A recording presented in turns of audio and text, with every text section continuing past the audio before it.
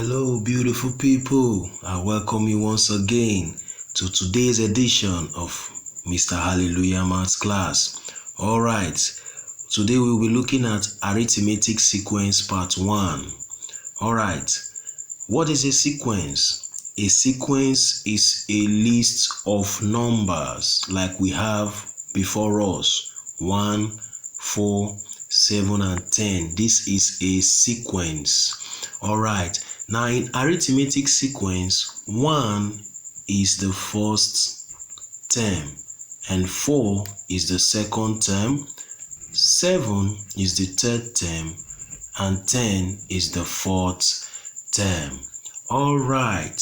Now, concerning the pattern of an arithmetic sequence, the pattern is based on addition and subtraction. How? If 3 is added to 1, it will give us the second term. If 3 is added to 4, it will give us the third term. And if 3 is added to 7, it will give us the fourth term. Simply means that the pattern is based on what? Addition. Now there is what we call the common difference, which also gives us the pattern. Now the common difference, which is denoted with the letter D, is gotten from the fourth term minus the third term, or the third term minus the second term, or you can go further to say that the second term minus the first term. All of these will give us the common difference to be 3. You see, addition, adding 3, which is the common difference to the first term, will give you the second term. Subtracting the second term from the doing 4 minus 1 will give you now the common difference. You see why in arithmetic sequence the pattern is based on addition and subtraction.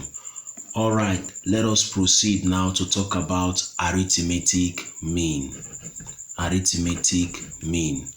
Now the arithmetic mean between two numbers, let's say the first term and the third term, is you simply taking the average between the average of the two terms, meaning A plus B all over 2, where A is the first term and B is the other term that is under consideration. Now, for example, we are looking at the arithmetic mean, or the mean between the first term and the third term. So the first term now in this case, we'll call it 1A, and the third term will be B, which is 7 all over 2. When you sum 1 plus 7, you get 8, divided by 2, you get 4. Now that is the middle number between the two terms, which is 4. So the arithmetic mean gives you the middle number between the two terms. Now that is that about arithmetic mean. Now let me go further again to give another example, just for clarity's sake. Now let us look for the arithmetic mean between the second term in this sequence and the fourth term. So the arithmetic mean between the second term 4 and the fourth term, which is 10. So it will now be A plus B all over 2. A will be the second term, which is 4, and B will be the fourth term, which is 10 all over 2, which will now give us 14 all over 2, will give us 7. And if you look at it very well, 7 is the middle term between the second term and the fourth term. So this is how we look for our arithmetic mean in an arithmetic sequence.